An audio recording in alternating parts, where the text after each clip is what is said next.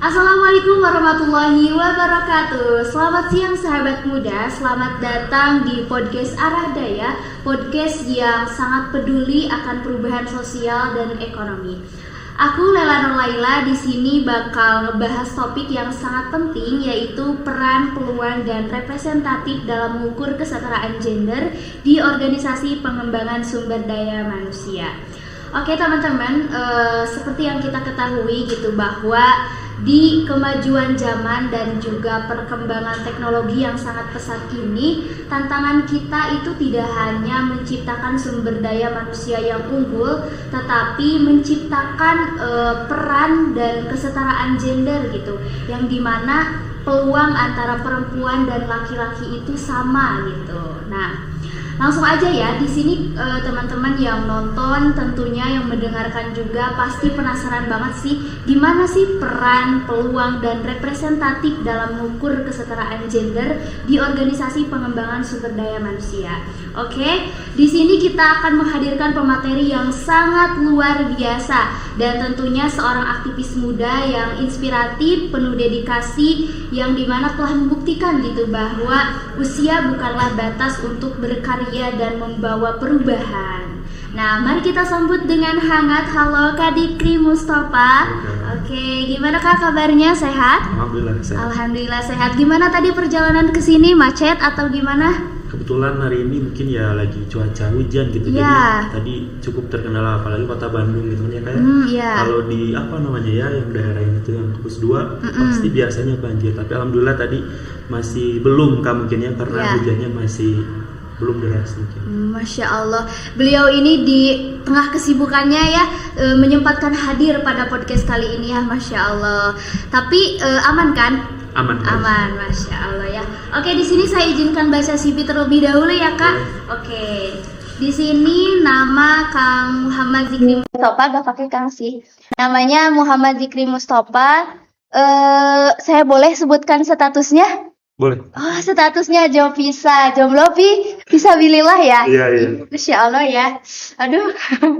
Oke, untuk pengalaman organisasinya banyak sekali ya teman-teman.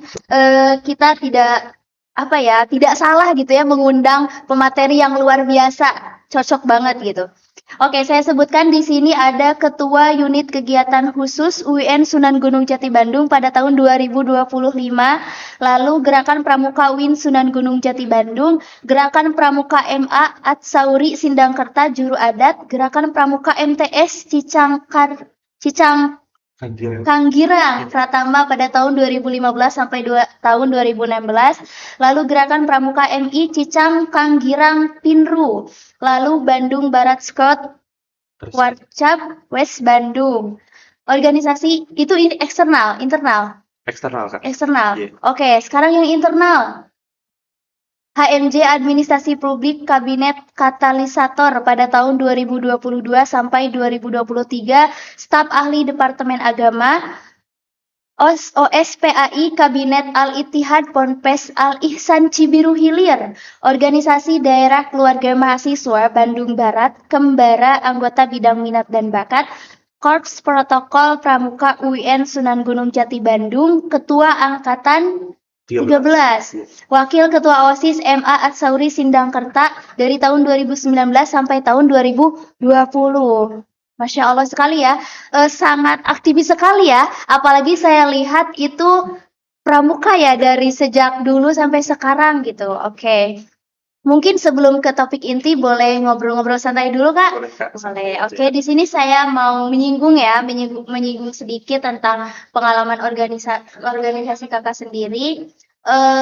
Saya ingin tahu nih, kan sebagai ketua UKK ya tadi, sebagai ketua UKK ataupun unit kegiatan khusus di Pramuka ya, kesibukannya gitu apa aja? Terus kalau boleh tahu, mimpin apa aja gitu di Pramuka ini gitu. Oke, silahkan Kak. Kayak izin mungkin ya nanti Ya. saya coba singgung sedikit terkait CV saya itu mungkin pengalaman saya dulu gitu ya. Oh ya. Sebelum saya masuk ke menjadi mahasiswa di Bandung, pada saat itu saya aktif juga di Pramuka dari mulai SD sampai hari ini mungkin di UIN Pramuka. Iya, di di Bandung. Pramuka. Kalau melihat kesibukan itu terkait kesibukan saya ya hari ini jadi mahasiswa. Mahasiswa. hari ini saya juga memegang amanah di ketua UKM. UKM. Kebetulan kalau pramuka itu UKK, unit UKK. kegiatan khusus Ya. pramuka. Kalau tadi bertanya terkait apa saja yang Ya, dikerjakan ya apa? selain pramuka atau Boleh pramuka ataupun dua-duanya boleh gitu ya. kalau hari ini saya hanya satu megang Hanya di satu. pramuka saja. Cuman di pramuka mahasiswa itu mungkin sedikit beda gitu kan. Ya. Kalau di pramuka yang ada di tataran perguruan tinggi.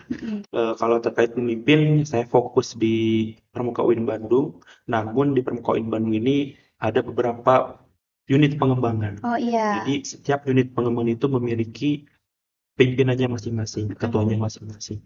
Yang mana lingkup daripada 6 pengembangan unit itu dikepali oleh satu, yaitu ketua unit UKK-nya, gitu. Ketua UKK. Dan itu akan sendiri? Iya, Ya, itu Masya saya Allah. di periode sekarang di Ya. 2025.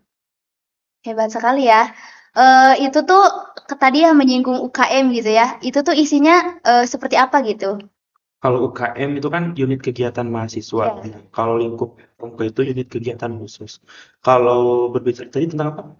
Terkait apa saja? Ya, apa saja? Kalau tadi kan saya bilang di pramuka itu ada 6 unit pengembangan. Iya. 6 unit pengembangan itu diantaranya ada LISKA. LISKA itu bagian lebih ke lingkung seni. Oh, Jadi seni. Pramuka UIN Bandung itu memiliki 6 unit pengembangan. Di antaranya tadi ada lingkung seni gerakan pramuka, di mana di sana lebih fokus bagaimana para anggota yang minat kepada bidang seni gitu. Nah, di sana Iya. lingkung seni. Dan yang kedua itu ada Search and Rescue atau SAR. Ya. Kalau SAR sudah jelas gitu ya, yang berkaitan dengan pencarian, dengan penanggulangan bencana, dan kita pun sama ikut serta dalam hal tersebut. Dan di Pramuka UIN Bandung pun ada bagaimana pengembangan soft skill di sana. Oh, soft skill ya. Perlu semuanya? Cukup Boleh. semuanya? Boleh. Oke. Yang ketiga itu ada unit pers dan komunikasi. Oke. Perskom kalau disingkat. Perskom. Itu persnya UIN Bandung. Maksudnya persnya Pramuka UIN. Kalau di sana di Perskom ini mencakup atau mengembangkan skill bagaimana teman-teman anggota gerakan pramuka itu bisa berlatih mengenai media, mengenai reporter, mengenai broadcasting dan lain sebagainya yang berkaitan dengan multimedia. Oh iya. Fotografer, videografer, dan sebagainya. Dan yang keempat ya. Keempat itu ada unit protokol. Protokol, ya. Protokol pramuka ini. Pramuka di sana jelas gitu ya, kalau untuk protokol dia ahli dalam mengeksekusi sebuah acara, bagaimana dia menghandle gitu ya. Menghandle sebuah acara dan sebagainya. Dan kita juga belajar di protokol terkait Master of Ceremony, bagaimana kita menjadi MC protokol, bagaimana kita menjadi liaison officer, bagaimana kita menjadi show director dan sebagainya gitu. Di sana banyak sekali sebenarnya ya kalau kita menggali lebih banyak terkait keprotokolan. Dan yang kelima itu ada unit pengembangan kewirausahaan.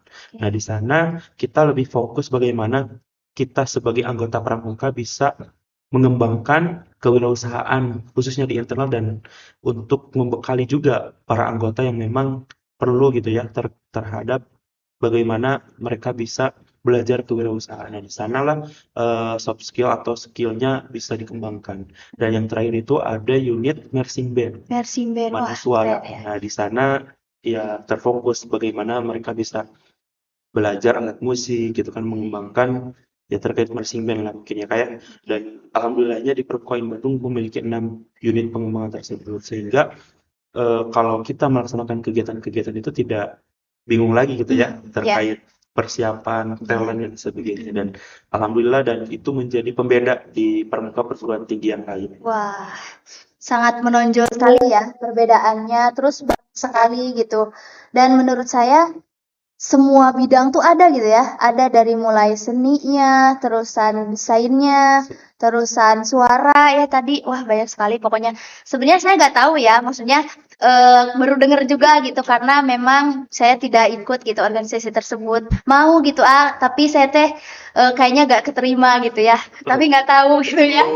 Belum coba soalnya dan mau dicoba pun udah nanggung gitu udah mau selesai. Oke. Apa-apa pada Iya. Oke, udah nih tadi kan pengalaman organisasi sudah. Nah, sekarang mungkin ke intinya ya, intinya tentang bisa digaris besarkan tentang kesetaraan gender gitu ya. Oke, di sini saya ingin bertanya gitu. Nah, menurut Kak Zikri ini memaknai kesetaraan gender ini, apalagi tadi ya dalam konteks organisasi ini apa gitu? Terkait ya berkaitan dengan sumber daya manusianya gitu. Boleh Kak dipaparkan? bagi saya terkait bagaimana kesetaraan gender dalam pengembangan SDM, gitu ya, Ya. sumber daya manusia. Dan bagi saya terkait ini eh, apa namanya kesetaraan gender dulu mungkin ya. Ya. Kan kalau kesetaraan gender itu lebih terfokus apa namanya tidak ada kesenjangan terkait Laki-laki jenis kelamin gitu ya, Iya. laki-laki atau perempuan. Dan bagi saya ini perlu gitu ya, bagaimana setiap anggota itu bisa diberikan kesempatan Iya. untuk memimpin atau untuk ikut serta dalam setiap kegiatan di Gerakan Pramuka.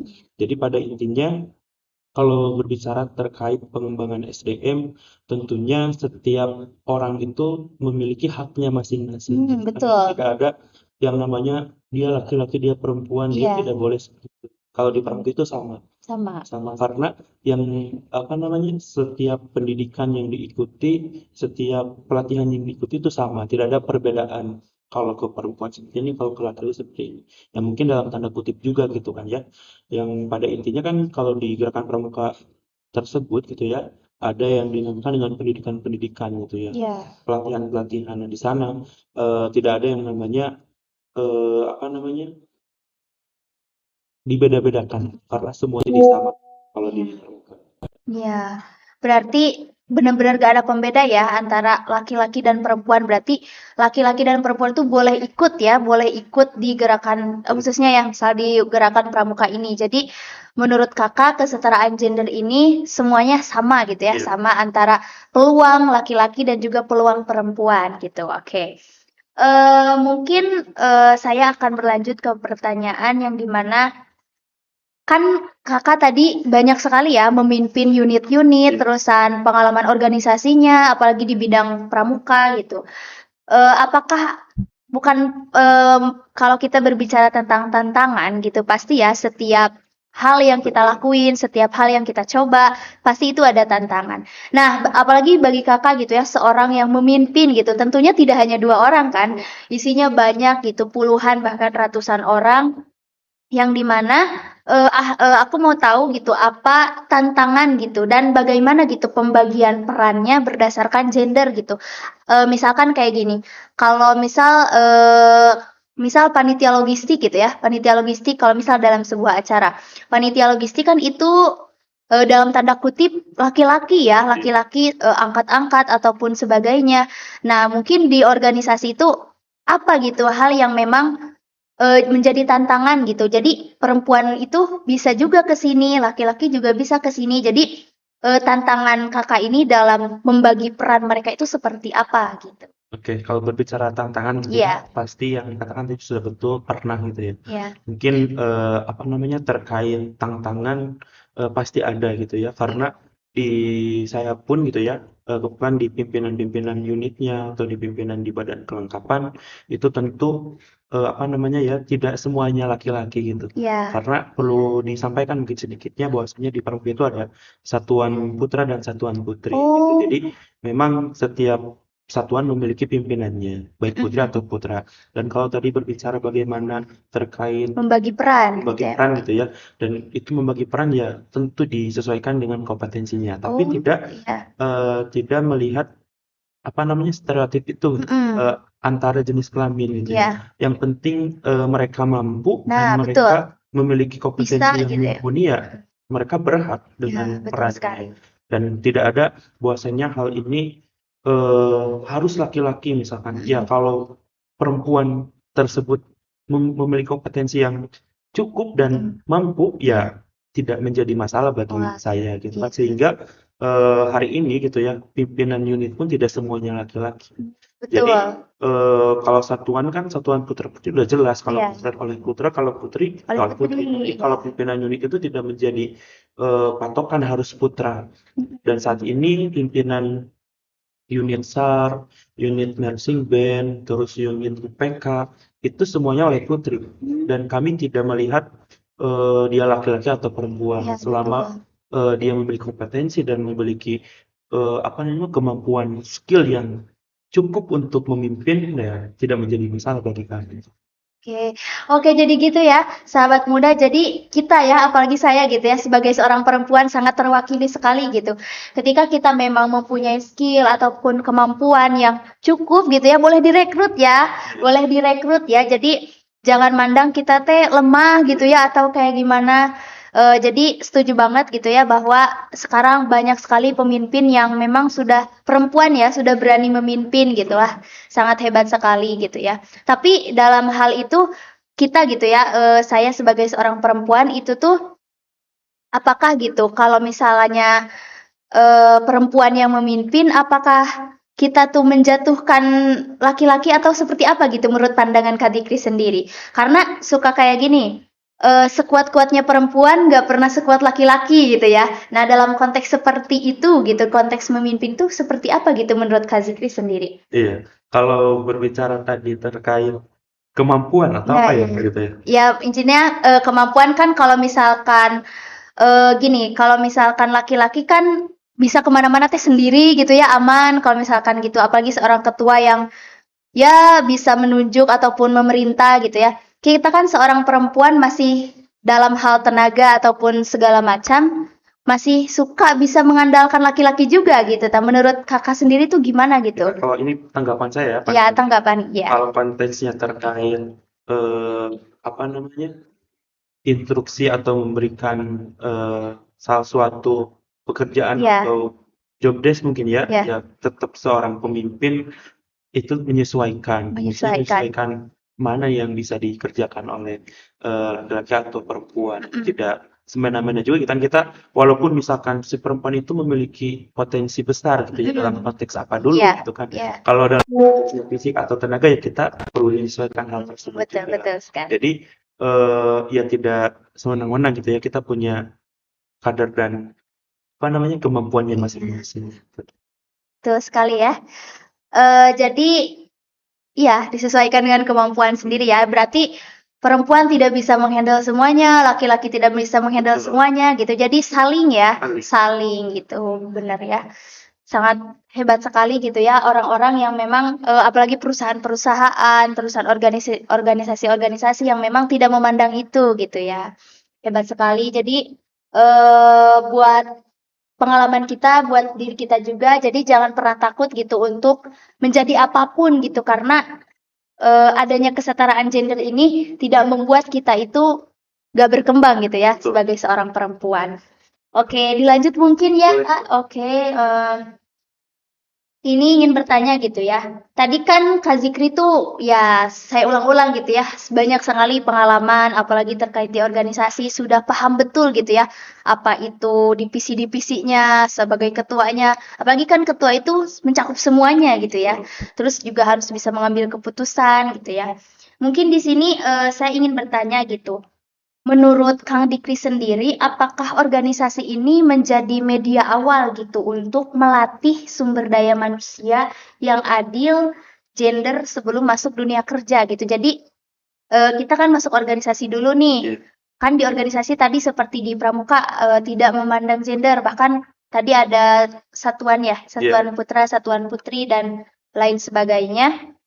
Nah, menurut Kang Zikri, apakah dengan kita memasuk organisasi itu tuh menjadi awal kita gitu untuk melatih kesetaraan gender gitulah, sederhananya seperti itu. Gimana? Jelas kalau menurut saya ya. Ya, Karena masuk di organisasi itu kan terkhusus yang kita bahas mengenai pramuka gitu ya. ya, Dan pramuka di Universitas Jati Bandung, dan ini menjadi modal juga untuk mereka bisa bukan bertahan hidup, bertarung mungkin iya, ya, iya, bertarung betul. dengan dunia yang menurut saya gender itu kan penting gitu ya. Betul. Maksudnya jangan sampai memandang laki-laki atau perempuan yang lemah gitu, dan di organisasi kita bisa dibekali hal tersebut menurut saya. Apalagi melihat kalau di Pramuka Bandung dengan 6 unit pengembangan itu ya, itu bisa mengembangkan bisa mengembangkan dengan minat dan bakatnya masing-masing. Sehingga kalau kita membahas lebih jauh gitu kan yang tadi disinggung di dunia kerja, ini bisa menjadi penunjang untuk mereka Betul. bisa percaya diri Nah, bahwasanya betul. itu ya saya laki-laki, saya perempuan gitu kan, saya juga tidak hanya belajar hal terkait gitu kan, dan itu bisa menjadi mereka lebih percaya diri, dan kesetaraan gender itu bisa menjadi bukan dikesampingkan gitu ya. Jadi mereka sudah yakin lah Iya, percaya sudah diri dengan yakin. hal tersebut. Kalau menurut saya gitu ya. Iya. Tapi saya setuju juga sih dengan pendapat Kakak gitu ya, bahwa ya organisasi ini cikal bakal gitu ya, cikal bakal bahkan tidak hanya membentuk kesetaraan gender ya, jiwa kepemimpinan gitu ya di organisasi, bahkan relasi gitu ya, banyak sekali gitu, karena kita semakin akan mendekati ke usia dewasa gitu yang akan terjun langsung ke dunia kerja gitu, bahwa yang dipelajari itu tidak hanya teori ya, betul? Betul. Tidak hanya teori gitu, tetapi tadi kita bisa menyamakan gender, terusan kepemimpinan kita, dan tentunya relasi kita juga dibangun lebih baik dan lebih banyak gitu ya. Oke, jadi organisasi ini menjadi awal gitu ya untuk melatih diri kita supaya bisa adil gitu dalam menentukan gender. Iya. Oke. Sebenarnya saya juga awal gitu ya, Iya. awal masuk di UIN Sunan Gunung Jati Bandung ini Mm-mm. bingung pertanyaan Bingung. saya tuh nggak bisa bicara kayak harus seperti ini, dan saya pun hari ini tidak bisa mengira gitu ya bahwasanya saya hari ini memegang memegang sebagai ketua pramuka gitu, dan Iya. itu bukan menjadi bukan impian ya, bukan kaget lah gitu ya. Iya. Saya orang yang memang kurang gitu ya dalam berkomunikasi dan sebagainya, sehingga saya hari ini bisa banyak belajar gitu pada setelah masuk organisasi, dan penting itu menurut saya. Iya. Mungkin karena kakaknya tadi gak nyangka gitu ya, gak nyangka bisa jadi ketua gitu ya. Tapi orang lain mungkin, wah ini pantas gitu ya jadi ketua gitu ya Kang Zikri. Jadi ya mungkin yang tahu kualitas gitu ya diri kita, ya bisa jadi diri kita sendiri, tapi orang lain juga bisa lebih melihat gitu ya, bahwa ya Kang Zikri ini pantas gitu. Tapi hebat sekali gitu ya, saya salut dengan Kang Zikri yang memang awalnya gitu ya, tidak mengira jadi ketua gitu, lalu jadi ketua gitu, yang itu sebuah bukan komunitas, organisasi ya, organisasi yang tidak kecil gitu ya, besar sekali gitu, wah hebat sekali gitu ya. Oke, di sini mungkin pertanyaannya saya lanjut ya. Menurut Kang Dikri ini apa gitu ya kebijakan atau pendekatan khusus yang Kak Dikri terapkan sendiri gitu untuk menghindari gitu ya. Kalau tadi mah pertanyaan saya itu intinya tantangan kan yang tadi ya, tantangan gitu ya. Kalau sekarang itu kebijakan. Jadi intinya lebih ke cara bukan cara, jadi ataupun sebuah aksi yang memang bisa diterapkan gitu, baik di organisasi internal maupun eksternal, di ruang kerja gitu, yang memang bisa menghindari bias gender ini gitu. Bagaimana gitu menurut Kakak? Kalau menurut saya terkait kebijakan, mungkin di kami itu sering ada terkhusus lingkup lulus depan itu ada yang namanya pelatihan atau pendidikan. Pelatihan Di sana, pendidikan. dia kalau bias gender itu kan lebih kayak ke ini kan ya menduakan bukan sih? Ya, gitu. Bias gender Juga. ya. Ya, Jadi kalau di kami itu sama sebenarnya. sama. Jadi ada yang namanya program, kan yang namanya kebijakan itu muncul adanya program gitu ya. Betul, Program betul. tersebut itu di antaranya ada program pendidikan atau pelatihan. Nah, di sana semua anggota baik laki-laki atau perempuan, baik putra atau putri, semuanya ikut gitu. Semuanya ikut untuk ya satu tadi gitu ya. Tidak ada kesetaraan gender, semuanya sama dalam pendidikan, dalam pelatihan gitu ya. Namanya pendidikan itu salah satu program untuk membina diri gitu ya, membina diri, membina mental dan sebagainya, sehingga apa namanya, dalam hal tersebut itu menjadi kebijakan yang menurut saya menjadi salah satu tadi ya untuk menghindari mungkin Iya, ya bias menghindari. gender. Dan banyak pula gitu ya kegiatan-kegiatan yang sifatnya fleksibel gitu ya Ya, seperti forum discussion dan sebagainya itu menjadi salah satu bentuk juga gitu bagaimana kita bisa saling berbagi, bisa saling apa namanya ya, bisa saling berkomunikasi lah ya, satu sama lain. Jadi sharing tidak gitu ya. tidak ada eh apa namanya, tidak ada kubu lah Oh gitu ya. iya, Ini putra, ini geng-geng putri, gitu ini ya. putri, ini putri. Mm-mm. Pasti selalu ada forum bagaimana kebijakan ini yang muncul menjadi program sehingga bisa menyatukan antara putra dan putri gitu kan dalam situasi atau waktu-waktu tertentu gitu. Nah itu. Oke, jadi tadi dengan pelatihan ya, pelatihan pendidikan, tadi teh pelatihan pendidikan, dan yang keduanya tadi membangun forum ya, Iya. membangun forum diskusi gitu ya, yang dimana dengan itu kita bisa menyatukan gitu ya, menyatukan ide gitu ya, ataupun ya apa ya, pengetahuan juga ya, pengetahuan bisa saling berbagi dan sebagainya, yang dimana di dalamnya itu tidak membedakan gitu antara laki-laki dan juga perempuan. Oke, mungkin terakhir boleh Kak satu lagi pertanyaan? Boleh. Oke, pertanyaan terakhir, bagaimana gitu ya dari Kang Zikri sendiri untuk menilai gitu, menilai kepemimpinan lintas gender gitu di dalam organisasi yang tadi yang sudah Kakak pimpin sendiri Iya. gitu. Nah, bagaimana itu?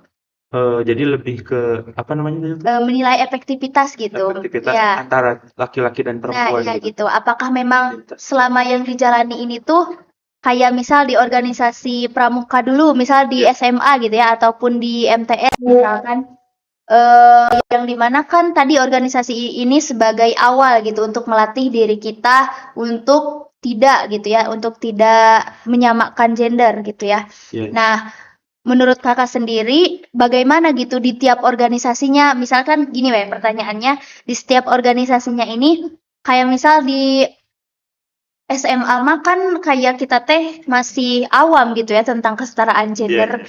Jadi kadang mah suka pilih-pilih juga kalau pas Iya. masa-masa sekolah itu, misalkan laki-laki, terus pemimpin juga masih belum perempuan gitu, masih sedikit bahkan ya perempuan laki-laki. Beda sekarang dengan dunia perkuliahan yang memang kita semakin berpikir kritis, semakin banyak ilmu gitu ya, semakin wah seorang perempuan juga berani gitu. Nah, menurut Kakak efektif mana gitu antara organisasi yang Kakak alami di SMA dan yang sekarang weh gitu, yang sekarang di UIN Bandung gitu tentunya. Oke, Coba. menurut saya ini sangat efektif ya kalau Ya. yang saya alami.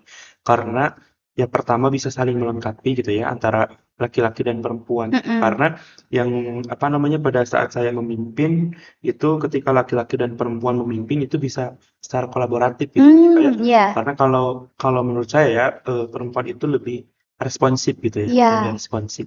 Karena memiliki cenderung apa ya kalau perempuan tuh Baper. Enggak. nurut lah gitu ya, Iya, nurut, nurut gitu. ya. Tapi bukan karena perempuan harus dituntut untuk seperti ini gitu, Iya, tapi betul. tapi Tidak hanya karena diperintah gitu. kolaboratif ini yang bisa membuat kita tuh lebih efektif gitu kan. Bagaimana setiap orang tuh kan laki-laki dan perempuan perspektifnya beda-beda gitu ya. Iya. Perspektif laki-laki seperti ini dan perempuan ya seperti ini gitu kan. Itu bisa dikolaboratifkan dan yang namanya apa namanya tadi ya, kembali lagi bahwasanya itu tidak menjadi hambatan bagi saya, efektif Oke, atau efektif tidak ya tidak. sesuai dengan kemampuan dan kita yang menyikapinya gitu. Iya.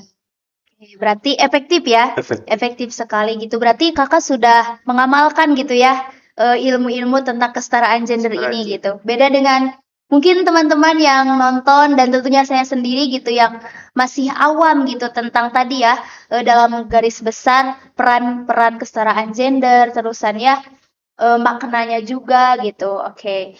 Mungkin banyak sekali ya ilmu yang saya dapatkan gitu dari Kakak sendiri, yang dimana di sini saya bisa menyimpulkan gitu bahwa kesetaraan gender itu memiliki pengertian sama gitu ya, sama. Jadi peluang laki-laki dan perempuan ini memang sama gitu, tidak memandang bahwa peluang laki-laki sangat besar, peluang perempuan kecil gitu. Jadi peluang laki-laki dan perempuan itu sama gitu dalam kesetaraan gender. Lalu tadi dalam hal apa tadi teh kebijakan gitu ya, kebijakan untuk bisa menyamakan gender ini dengan pelatihan pendidikan dan tentunya membangun forum diskusi gitu, yang dimana di dalam forum diskusi ini sendiri kita bisa apa ya gabung gitu, bukan sharing session. Jadi apa ya, ilmu yang perempuan punya, ilmu yang laki-laki punya, mungkin pemikirannya sedikit berbeda ya antara laki-laki dan perempuan. Nah, dengan adanya forum di diskusi tadi, bahkan pendapat laki-laki dan perempuan itu bisa menjadi satu tujuan gitu ya, satu tujuan ataupun satu ide gitu ya. Oke. Jadi gitu ya, untuk kesetaraan gender ini. Jadi bagi kita ya, yang sudah tahu gitu tadi ya, yang sudah dijelaskan gitu bagaimana peran, peluang, representasi dalam mengukur kesetaraan gender di organisasi pengembangan sumber daya manusia. Oke. Mungkin segitu ya, A. Terima kasih sudah menyempatkan hadir gitu ya pada podcast kali ini yang mau hujan gitu ya, tapi kalau bahasa Sunda mah maksakeun gitu ya. Maksakeun gitu ya untuk hadir ke sini terusan kayak ya perjalanan jauh nggak lewat konvoy kan, A. Nggak aman ya, udah selesai aman gitu ya. Banyak sekali apa ya rintangan mungkin untuk menuju ke sini, dan beliau menyempatkan hadir jadi mengutamakan gitu ya podcast kali ini. Sangat luar biasa sekali. Terima kasih ya, mudah-mudahan ilmunya berkah selalu dan tentunya A-nya sehat terusan cepat ini ya statusnya berganti gitu ya. Statusnya berganti gitu ya. Nanti kalau misalkan saya undang lagi untuk menjadi pemateri ataupun narasumber, kan ini baru episode 1 ya, di episode 5 ataupun episode 4 gitu ya, nanti semoga statusnya berganti gitu ya, Statusnya berganti nanti kalau udah selesai nih. Iya. Karena di Pramuka Bandung nggak boleh pacaran. Oh gitu, gak boleh pacaran. Masya Allah sekali ya. Buat kalian yang pacaran berarti gak bisa masuk. Gimana atuh ya? Aduh, sayang sekali ya. Berarti tidak boleh ya. Sangat syariah sekali berarti ya gitu. Kita memegang teguh. Memegang teguh. Apa dasar dharma namanya? Oh, dasar Dharma Pramuka itu ya? Oh ya, saya tahu. Saya belajar dulu waktu SD.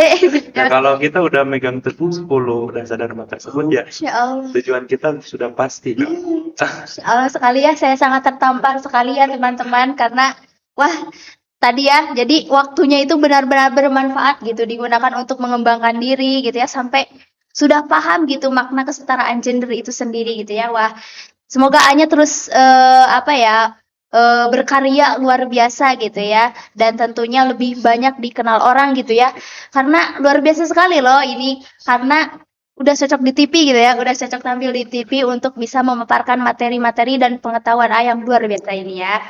Oke, mungkin jangan lupa ya teman-teman podcast untuk follow dan tentunya nonton gitu ya, nonton podcast ini di link yang memang nanti akan dibagikan gitu.